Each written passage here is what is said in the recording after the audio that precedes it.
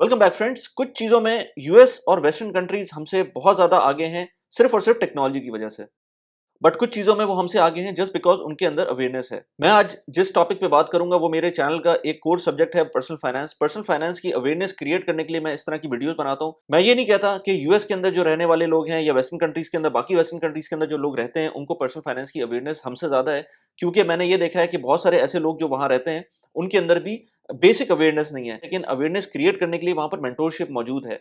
जबकि हमारे मुल्क में ये बड़ा मसला है कि पर्सनल फाइनेंस के ऊपर कोई बात ही नहीं करता, बल्कि मैं कहूँ कि इस टॉपिक पे बात करने को टैबू समझा जाता है। मैं अगर कोई बड़े-बड़े नाम देखूँ यूएस के अंदर, जैसे डेव रैमजी का नाम बहुत मशहूर एक एक नाम है। He is a mentor for many people there.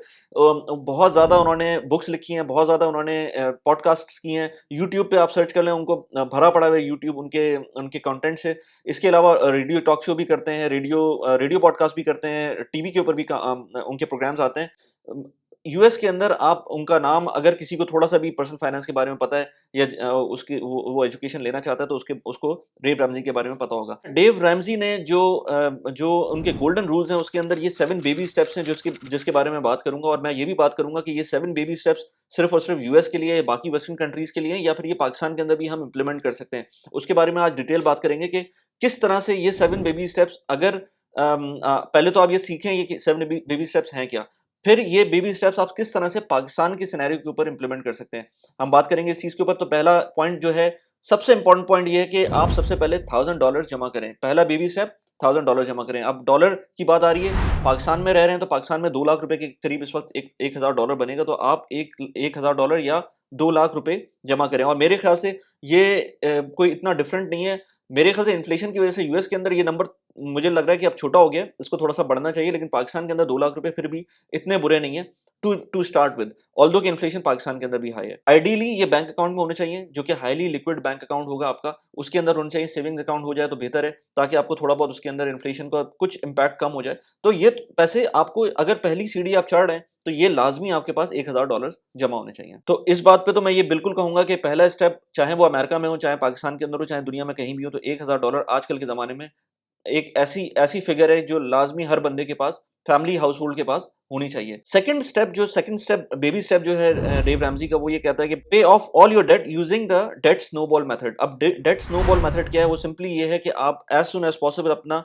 जो कर्जा है अपने अपने ऊपर, वो पे ऑफ करना शुरू कर दें। और ये चाहे पाकिस्तान में हो, चाहे अमेरिका के अंदर हो, चाहे दुनिया में कहीं भी हो, मैं भी यही कहता हूँ कि आप सबसे पहले अपना कर्जा पूरा करें। इसमें एक कैविएट ये है कि वो कहते हैं कि मॉर्गेज को हटा के बाकी जितना भी डेट है वो आप क्लियर कर दें। तो नॉर्मली पाकिस्तान के अंदर लोगों के पास मॉर्गेज तो होती नहीं है। नॉर्मली लोग अपना या तो कैश पे घर लेते हैं, या फिर एंसेस्ट्री जो घर आता है आपके पीछे से, आपके पेरेंट्स से या आपके एंसेस्टर से, वो होता है आपके पास। तो प्रॉब्ली पाकिस्तान के अंदर ये वैलिड नहीं है, लेकिन अगर पाकिस्तान में आपने मॉर्गेज का घर लिया हुआ है, तो उसको हटा के बाकी जितना भी कर्जा है आपके ऊपर, वो आप क्लियर करें। अब उसमें किस तरह से क्लियर करना है उस कर्जे को? जो लोग लेट्स से, मैं 2-3 तरीके से उसको बताता हूँ आपको। इसके अंदर अगर आपके पास क्रेडिट कार्ड डेट है, तो सबसे पहले वो क्लियर करें। उसके बाद अगर कोई बैंक लोन है, वो क्लियर करें। इसके अलावा आपका अगर कोई ऐसा लोन है आपके ऊपर जिस पे इंटरेस्ट नहीं है, लेकिन आपका दिमाग पे चढ़ा हुआ है वो लोन, क्योंकि लोग आपको टेंशन दिए जा रहे हैं, तो वो भी क्लियर करें। ये 2-3 टाइप के लोन तो हर सूरत में क्लियर करें। इसके बाद आता है जिसके अंदर आपके पास लो इंटरेस्ट रेट है, या जो आपको कम पेन दे रहे हैं जो लोन, उसको उसके बाद क्लियर करें। तो जो पीस ऑफ माइंड की जो प्राइस है, वो दुनिया में कहीं भी नहीं है। आप पीस ऑफ माइंड वंस आपके पास होगा, तो आप कोई काम कर सकते हो। तो हर सूरत में डेट के ऊपर ना जाएँ। हर सूरत में आप अपना डेट क्लियर करें। ये सेकंड स्टेप है, और उसके बाद आगे कोई बात करें। इसके अलावा मैं डेव रैमजी की एक बात से डिसएग्री करता हूँ। वो हर पॉइंट पर ये कहता है कि क्रेडिट कार्ड को आपको यूज़ नहीं करना चाहिए। मैं कहता हूँ कि क्रेडिट कार्ड को आप यूज़ करें, लेकिन आपको उस पॉइंट ऑफ व्यू से यूज़ करना चाहिए कि आपको हर सूरत में, हर मंथ के एंड के ऊपर पैसे उसके पे करने, और कभी भी कैरिड अवे ना हो पैसे खर्च करने में, जस्ट बिकॉज़ आपके पास क्रेडिट कार्ड है। अगर आप ये 2 चीज़ें इन 2 चीज़ों पे इम्प्लीमेंट करते हैं, मैंने क्रेडिट कार्ड के ऊपर वीडियो बनाई हैं, प्रोज़ एंड कॉन्स दोनों के ऊपर वीडियोज़ बनाई हैं, तो आप उसको जाके देख सकते हैं उन वीडियोज़ को। मैं इस बात पे कहता हूँ कि आप अगर अपने अंदर फाइनेंशियल प्रूडेंस आपके अंदर है, फाइनेंशियल लिटरेसी आपके अंदर है, तो आप लाज़मी क्रेडिट कार्ड को यूज़ करें, क्योंकि क्रेडिट कार्ड से अच्छा व्हीकल, फ्री का व्हीकल कोई भी नहीं है थोड़ा-सा अपना कैश फ्लो इम्प्रूव करने का और थोड़े से पैसे एक्स्ट्रा कमाने का। लेकिन एट द सेम टाइम जिसको अभी फाइनेंशियल ट्रेनिंग नहीं है, जिसके अंदर एजुकेशन नहीं है, जिसको समझ नहीं आता क्रेडिट कार्ड कैसे काम करता है, या दे आर रेकलेस, तो फिर उस केस में क्रेडिट कार्ड यूज़ ना करें। तो सबसे पहले जिस तरह से मैंने कहा, सेकंड पॉइंट हमारा ये है कि आप हर सूरत में क्रेडिट कार्ड डेट या किसी भी किस्म का डेट वो खत्म कर दें। तीसरा पॉइंट आता है वो according to him 3 to 6 months of emergency expenses आपके पास सेव होने चाहिए। पहला क्या हुआ, पहला के अंदर आपने पैसे जमा किए $1000, ये regardless of what your situation is, savings is, आपके पास $1000 होने चाहिए। दूसरे स्टेप में आप हर सूरत में अपना कर्जा खत्म करें। तीसरे स्टेप में आप यहाँ पर जो देख रहे हैं वो ये कि आप हर सूरत में अपना इमरजेंसी फंड क्रिएट करें। अब वो कुछ लोग कहते हैं उसको 3 महीने का, कुछ लोग कहते हैं 6 महीने का, कुछ लोग कहते हैं 12 महीने का। माइंड यू, ये जो पैसे होंगे 3 महीने, 6 महीने, 12 महीने के, ये आपकी सैलरी के इक्विवेलेंट नहीं है, या आपकी मंथली इनकम के इक्विवेलेंट नहीं है। लेट से आपकी मंथली इनकम 1 लाख रुपए है और आपका खर्चा लेट से 70,000 रुपए या 60,000 रुपए, तो 60,000 रुपए अगर आपका खर्चा है और आपकी सैलरी 1 लाख रुपए, तो आपका जो जो मल्टीपल होना चाहिए वो 60,000 रुपए होना चाहिए। तो 60,000 मल्टीप्लाई बाय लेट से 6 मंथ्स, 3 मंथ्स और 12 months, what ever you feel like, आपको वो इमरजेंसी फंड अपना क्रिएट करना चाहिए और उसके अंदर पैसे जमा करने चाहिए। इसके ऊपर मैंने अलग से और वीडियोस बनाई हुई हैं, लेकिन मैं ये कहता हूं मेरे ख्याल से 6 मंथ्स एटलीस्ट और एट मोस्ट 12 मंथ्स ये आपके पास होना चाहिए। 3 मंथ्स भी सेफ साइड नहीं होता। 6 मंथ से 12 मंथ्स के अंदर आपके पास इमरजेंसी फंड कहाँ होना चाहिए? मेरे ख्याल से आपके पास एक हाई लिक्विड एसेट के अंदर होना चाहिए, भले वो बैंक अकाउंट हो, भले वो बॉन्ड्स हो, भले वो लेट्स से पाकिस्तान के अंदर कोई भी ऐसे इंस्ट्रूमेंट जिसके अंदर आपको थोड़ा बहुत पैसे मिल रहे हो, चाहे वो इस्लामिक हो, चाहे कन्वेंशनल लो, या इसके कभी भी स्टॉक मार्केट के अंदर अपना इमरजेंसी फंड ना डालें। कभी भी हाई लिक्विड हमेशा कोशिश करें कि वो लिक्विड रहे। उसमें आप कुछ ऐसा कर सकते हैं कि कुछ पार्ट कंप्लीटली लिक्विड रहे और कुछ पार्ट ऐसा हो जिसके अंदर थोड़ा बहुत आप लेट्स से 1-2 हफ्ते के नोटिस के ऊपर वो पैसे निकाल सकते हैं। इसके अंदर भी, इमरजेंसी फंड के अंदर भी, आप क्रेडिट कार्ड को अच्छी तरह से यूज कर सकते हैं, ताकि आप थोड़ा बहुत लेवरेज लेकर अपने पैसे जो इमरजेंसी फंड के हैं वो ऐसी जगह इन्वेस्ट कर दें जिसमें आपको 1 से 2 हफ्ते के अंदर पैसे निकालना पड़े। अब आते हैं फोर्थ पॉइंट के ऊपर। फोर्थ पॉइंट के ऊपर डेव रैमजी कहता है कि invest 15% of your household income to your retirement fund. अब इसमें वहां पर कुछ प्री टैक्स रिटायरमेंट फंड्स होते हैं पाकिस्तान के अंदर, म्यूचुअल फंड्स और इस तरह के जो फंड्स होते हैं जिसके अंदर लेट से पेंशन प्लान होते हैं, उसके अंदर कर सकते हैं। अब वो 15% कहता है, मेरे ख्याल से 15% भी हो सकता है और इससे ज्यादा भी हो सकता है, इट डिपेंड्स ऑन यू, लेकिन 15% बेयर मिनिमम होना चाहिए कि आप ऐसी जगह पर डालें जो कि टैक्स एफिशिएंट हो, यानी कि जैसे म्यूचुअल फंड होते हैं या पेंशन प्लान होते हैं जिसके अंदर आप पैसे डालेंगे तो आपके टैक्स बचेगा। तो वो 15% डालें, रिस्की एसेट्स में ना डालें, वो ऐसे डालें कि वो बहुत लंबे, again depends on your age, आप कितने साल के हैं उसके ऊपर डिपेंड करता है, लेकिन आप उस हैबिट को अपनाएं, चाहे आप 20 साल के हो, चाहे आप 40 साल के हो, उस हैबिट को आप अपनाना शुरू कर दें, ताकि आपको आगे जाकर जब लेट से 1 साल 2 साल बाद आपको समझ में आता है, 3 साल बाद ये समझ में आता है कि यार ये जगह सही नहीं थी पैसे डालने की, तो कम से कम आपके पास टाइम होगा, एज सुन एज पॉसिबल आप डालना शुरू कर दें। 15% is not a very big number कि आप उसके अंदर परेशान हो, कोई गलती कर दें तो आपको समझ में आए। जैसे मैंने बहुत सारे लोगों से सुनता हूँ आजकल, बहुत ज़्यादा ये कंप्लेन सुनने को आ रही है, और उसका रीज़न ये है कि ये स्कीम कुछ साल पहले लॉन्च हुई थी, ऑलमोस्ट कोई 10 साल पहले लॉन्च हुई थी, बैंक एश्योरेंस की। लोग बैंक्स आपको ट्रिक करते थे बैंक एश्योरेंसेस के अंदर। अब आपको जब 1 से 2 साल के अंदर समझ में आ जाएगा कि यार ये बैंक एश्योरेंस गलत चीज़ है, क्योंकि आप जब पैसे निकलवाने वापस जाएँगे तो आपको पता चल जाएगा। तो आपको शुरू में ही पता चल जाएगा कि यार ये मैंने गलत इसके अंदर इन्वेस्ट कर दिया। म्यूचुअल फंड और जो पेंशन फंड पाकिस्तान के अंदर आपको प्रोवाइड कर रहे हैं वो इतने बुरे भी नहीं है, उसके अंदर कोई इतना बड़ा फ्रॉड भी नहीं है, तो आप उसमें इन्वेस्ट कर सकते हैं। टैक्स बेनिफिट भी है उसके अंदर। लेकिन मैं ये हमेशा कहता हूँ कि जो लोग म्यूचुअल फंड में इन्वेस्ट कर रहे हैं वो 1-2 साल 3 साल के अंदर अगर तो टैक्स बेनिफिट इतना बड़ा नहीं मिल रहा है, उसके बाद वो आ जाएं ऑटोमेटिकली अपने स्टॉक्स के ऊपर, डायरेक्ट स्टॉक्स के अंदर इन्वेस्ट करना शुरू कर दें। कम इन्वेस्ट करें, थोड़ा थोड़ा इन्वेस्ट करें, सीखें उस चीज को, लेकिन इवेंचुअली आप स्टॉक्स के ऊपर आए। So just as a number 15%, it depends on you. 15% ले लें, 20% ले लें, 30% ले लें, जितना भी लें, लेकिन इसको रिटायरमेंट की तरफ आप इन्वेस्ट करना स्टार्ट करते हैं। फिफ्थ पॉइंट, क्योंकि डेव रैमजी यूएस से है तो यूएस के हिसाब से उसने बात की कि save your children's education fund. अब यूएस के अंदर भी इस तरह होता है कि वहाँ पर भी कंप्लीटली फ्री नहीं है, जो हायर एजुकेशन है, यूनिवर्सिटी एजुकेशन है, वो कंप्लीटली फ्री नहीं है, उसके अंदर आपको पैसे जमा करने पड़ते हैं। बहुत सारे केसेस में आपको स्कॉलरशिप मिल सकती है, आपके बच्चों को स्कॉलरशिप मिल सकती है।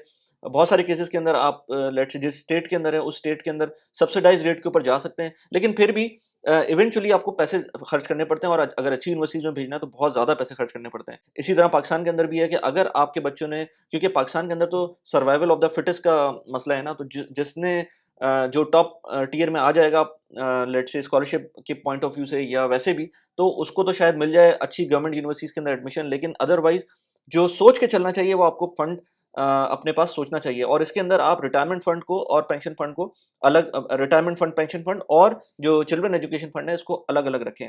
तो चिल्ड्रन एजुकेशन फंड अगर आप शुरू से ही आपने समझ लिया कि आपको इन्वेस्ट करना है, तो आप उसके अंदर हाई रिस्क जा सकते हैं, थोड़ा सा हल्के हल्के करके हाई रिस्क स्टॉक्स के अंदर इन्वेस्ट कर सकते हैं, डिविडेंड पेइंग स्टॉक्स के अंदर इन्वेस्ट कर सकते हैं। डिविडेंड पेइंग के ऊपर मैं वीडियोस बनाते रहता हूँ, उसके ऊपर मैंने और भी बात की हुई है, उसमें इन्वेस्ट कर सकते हैं, वरना म्यूचुअल फंड में इन्वेस्ट कर सकते हैं। म्यूचुअल फंड्स पिछले 5 साल के अंदर अच्छा रिटर्न नहीं दे रहे। अगेन इसी वजह से मैं कह रहा हूँ कि अगर तो स्टॉक मार्केट ओवरऑल अच्छी नहीं चलती है तो म्यूचुअल फंड भी नहीं अच्छे चलते, जिसकी वजह से आपको मैं कहता हूँ कि इंडिविजुअल स्टॉक्स के अंदर स्लोली एंड ग्रेजुअली मूव करना चाहिए। आजकल के हिसाब से मैं तो कहता हूँ 20-25 लाख रुपए भी कुछ नहीं है। इवन पाकिस्तान के अंदर भी बहुत सारी यूनिवर्सिटीज़ हैं जो इससे बहुत ज़्यादा, आप एक एग्जांपल ले लें मेडिकल के अंदर ही, आगा खान यूनिवर्सिटी जैसी जो जो यूनिवर्सिटी है वो 1.5 करोड़ रुपए के करीब उसमें एक्सपेंस आ सकता है आपका फॉर द मेडिकल। और अगर आप इंजीनियरिंग यूनिवर्सिटीज़ की बात करें तो इंजीनियरिंग यूनिवर्सिटीज़ के अंदर भी बहुत ज़्यादा महंगी यूनिवर्सिटीज़ हैं अगर आपको प्राइवेटली अपने बच्चों को एजुकेट करना है। फिर बाहर की बात करें तो बाहर ऑफ कोर्स फिर एक एक रेंज आउट ही हो जाती है ना, कि उसके अंदर कोई लिमिट ही नहीं होती कि आप अगर यूएस भेज रहे हैं या कहीं और भेज रहे हैं, तो उसके हिसाब से अपना जो भी बेंचमार्क है वो सेट करें और अकॉर्डिंगली उसको उसमें इन्वेस्ट करना स्टार्ट कर दें towards your children education. Number 6 point पे डेव रैमजी कहता है कि pay of your home early. अब ये नंबर 6 पॉइंट पे आया है, आखिर ऑलमोस्ट एंड के ऊपर ये आ रहा है कि कहता है कि अगर आपने मॉर्गेज किया हुआ है और आपके पास सारे बाकी स्टेप्स हो गए हैं, बाकी लेट से आपने रिटायरमेंट फंड आपके हर मंथ जा रहा है, आपने बच्चों की एजुकेशन का फंड एक साइड पे कर दिया और वो भी हर महीने आप टॉप अप कर रहे हैं, उसके बाद भी आपके पास पैसे बच रहे हैं और सेव हो रहे हैं, तो आप अपना घर पे ऑफ कर दें। हम अगर अपनी बात करें तो पाकिस्तान के हिसाब से मैं ये कहूँगा कि इस चीज़ को थोड़ा-सा ऊपर होना चाहिए और पाकिस्तान के अंदर पीस ऑफ माइंड के लिए, just because of peace of mind, मैं इस बात को एडवोकेट नहीं करता कि घर आपके पास लाज़मी हो, लेकिन अगर आपको पीस ऑफ माइंड इसमें लगता है कि घर होना चाहिए, तो फिर आपको एक छोटा-सा घर अपना बना लेना चाहिए। इन चीज़ों से पहले ही बना लेना चाहिए और यंग एज में बना लेना चाहिए, ताकि आपको मैंने इस पे पहले भी बात की हुई है कि अगेन बहुत सारे लोग बगैर घर के पूरी ज़िंदगी गुज़ारते हैं and they are well off. वो बहुत सारे बिज़नेस कर रहे होते हैं, स्टॉक्स में पैसे लगा रहे होते हैं और वो उनके लिए बेहतर होता है कि बजाय इसके कि घर में पूरी इक्विटी अपनी डाल दें, वो अपनी इक्विटी इन्वेस्ट करें डिफरेंट स्टॉक्स के अंदर और उसमें ज़्यादा पैसे कमाएँ। लेकिन ये हर एक की बस की बात नहीं है। It depends on person to person. तो जनरली जो मैं बात कर रहा हूँ वो ये है कि आप घर इससे पहले ही बना लें और कोशिश करें कि वो पे ऑफ कर दें। और अगर नहीं हो रहा है तो इस पॉइंट पे जैसे डेव रैमजी कह रहा है कि इस पॉइंट पर आकर तो आपको लाज़मी घर अपना सोच लेना चाहिए कि अगर अभी तक मॉर्गेज नहीं किया तो मॉर्गेज कर लें एंड देन उसको फिर पे ऑफ करने का सोचें। ये थोड़ा-सा डिफरेंट है हमारे पॉइंट ऑफ व्यू से और जो जो अमेरिका में लोग रह रहे हैं उसके पॉइंट ऑफ व्यू से, लेकिन फिर भी कंपोनेंट है और कंपोनेंट ये ऊपर-नीचे हो सकता है, लेकिन लाज़मी कंपोनेंट है किसी भी पर्सनल फाइनेंस की जर्नी का। 7th पॉइंट पे जो डेव रैमजी कहता है वो कहता है कि बिल्ड वेल्थ एंड गिव।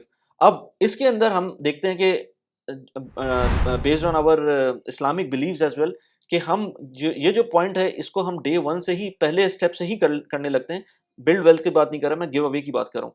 ज़कात एक ऐसा हमारा प्लेटफ़ॉर्म है और हमारा सिस्टम है इस्लामिक सिस्टम के, उसके अंदर आप ऑटोमैटिकली $1000 भी जब आपके पास होंगे और वो पूरे 1 साल गुज़ार लेते हैं, तो आपके पास 2.5% की उसके ऊपर ज़कात मैंडेटरी हो जाती है। तो इसलिए जो भी आप कैश अमाउंट जमा कर रहे हैं या एसेट जमा कर रहे हैं in terms of let's say gold या इस तरह की चीज़ों में, आपको उसको ज़कात देनी है, वो डे 1 से देनी है। तो ये इसका जो सेकंड पार्ट है इस 6th पॉइंट का, गिव का, तो गिव अवे तो हम पहले ही से कर रहे हैं। बाकी जो एडिशनल गिव अवेज़ होते हैं वो आपको करते रहना चाहिए, सदका करना चाहिए और इस तरह की चीज़ें आपको पार्टिसिपेट करना चाहिए।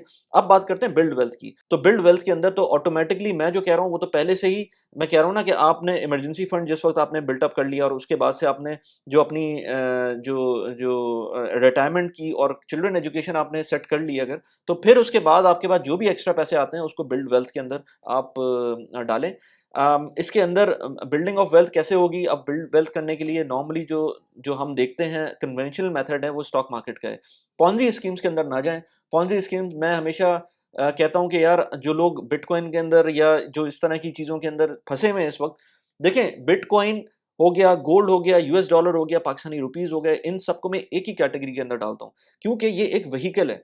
अब मुझसे लोग कहते हैं कि भाई गोल्ड सबसे अच्छा व्हीकल है। मैंने कहा था ठीक है, आप समझें गोल्ड को व्हीकल समझें, लेकिन आप गोल्ड को रखेंगे तो नहीं ना, अपने पास एज़ अ वेल्थ तो नहीं रखेंगे ना उसको। मेरे हिसाब से वेल्थ गोल्ड नहीं है, मेरे हिसाब से वेल्थ बिटकॉइन एक्यूमुलेट करना नहीं है, मेरे हिसाब से वेल्थ यूएस डॉलर एक्यूमुलेट करना नहीं है। मेरे हिसाब से आपकी जो डे टू डे एक्सपेंसेस हैं वो आपके कैश फ्लो से इंप्रूव होनी चाहिए, चाहे आपको गोल्ड में पैसे मिल रहे हों, चाहे बिटकॉइन में पैसे मिल रहे हों, चाहे आपको यूएस डॉलर में पैसे मिल रहे हों, चाहे रुपये में पैसे मिल रहे हों। आपको अगर हर महीने पैसे मिल रहे हैं और आप उससे अपनी लाइफ चला रहे हैं, आप अपनी फर्दर उस पैसों को इन्वेस्ट कर रहे हैं फर्दर जगहों पर, तो फिर तो ठीक है। लेकिन अगर आप उन बिटकॉइन को एक्यूमुलेट करके या गोल्ड को एक्यूमुलेट करके समझ रहे हैं कि आप वेल्दी हो रहे हैं, वो गलत पॉइंट है। मैंने इस पे न्यूज़लेटर भी लिखा था कि इनफैक्ट पाकिस्तान की स्टॉक मार्केट कभी-कभी यूएस से अच्छा रिटर्न दे रही होती है और लोगों को ये बात समझ नहीं आती है और हमेशा हम सिर्फ 4% डिवैल्यूएशन के ऊपर बात करते हैं जो ओवरऑल एक लॉन्ग टर्म के अंदर पाकिस्तानी रुपी फेस करता है, लेकिन हम 19-20% की जो अप्रिसिएशन है स्टॉक्स के अंदर वो भूल जाते हैं।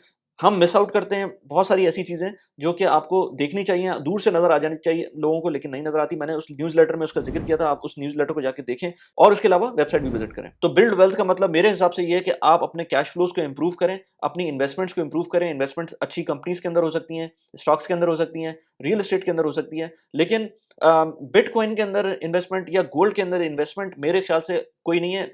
गोल्ड मेरे ख्याल से एक अच्छा हेज है पाकिस्तान जैसे मुल्क में अगेंस्ट इन्फ्लेशन, अगेंस्ट रुपी डिप्रिसिएशन, लेकिन उसको आप कभी भी किसी भी सूरत में आप उसको कंसिडर नहीं कर सकते एज एन इन्वेस्टमेंट।